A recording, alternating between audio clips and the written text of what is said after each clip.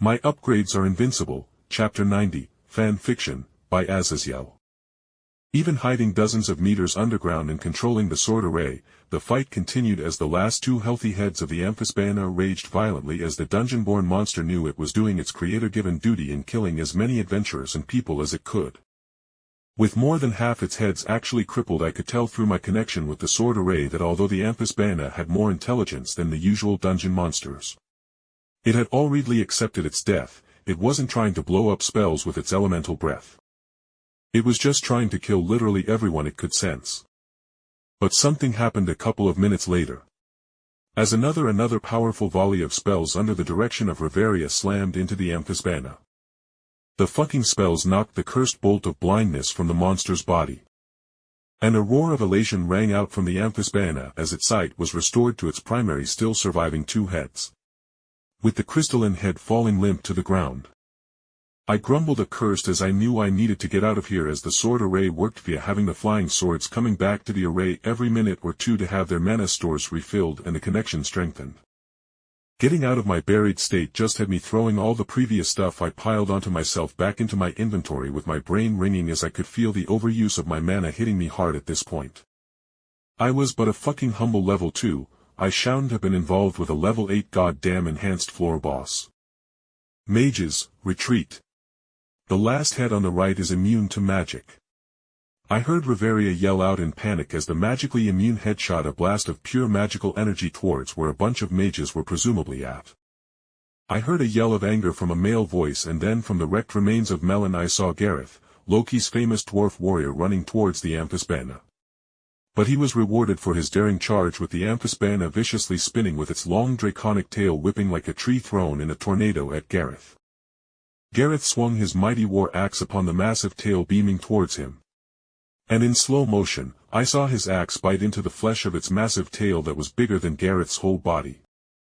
And then the axe stopped, and the tail didn't stop with Gareth being smashed and ran over into the ground via the tail of the Amphisbaena. Still a level 8 monster. A level 4 or whatever Gareth is at this point isn't going to be able to do real physical harm to it. I thought as I flexed my mana to force the largest greatsword in my sword array to slam into the throat of the Amphisbaena's magically immune head, and then I realized something. If that head was completely magically immune, it would make fucking sense why the Amphisbaena kept attacking me even if I had stuck it with the blindness bolt. It could only see with that one particular head actually. But for now, it didn't know I was still alive from its previous attack, so as I watched as Finn of the Loki Familia and other melee adventurers tried to move in to take out the magically immune head so that the mages could finish off the last head to truly kill the monster, I had an evil idea.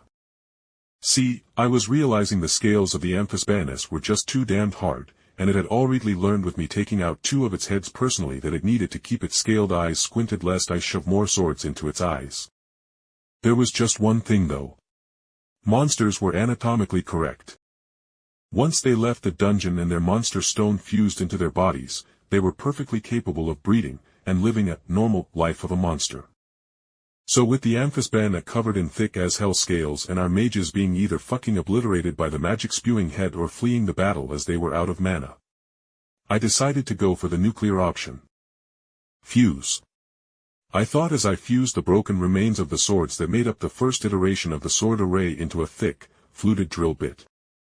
Integrating the drill into the sword array, my mind once again pulsed in pain as I was running out of mana as I controlled the foot-long drill bit to fly around the Amphisbaena, and then with my mental connection with the drill bit, I found my target.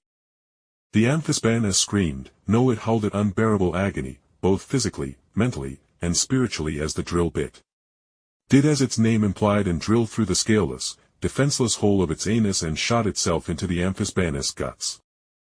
I will not ever explain how I did this.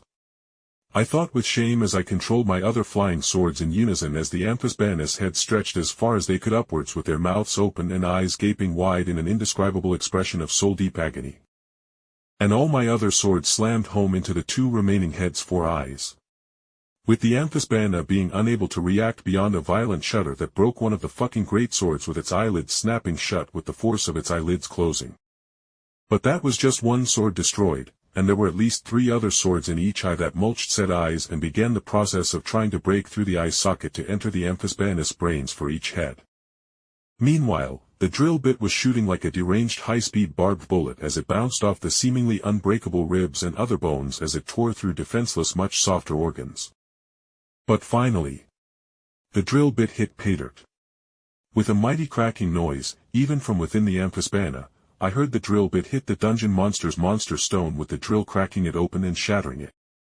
The Amphisbaena gave a weak snarl as its head turned towards me with hate in the expression of its bleeding eye sockets before it slumped and quickly broke down into motes of energy as it died via its monster stone being destroyed.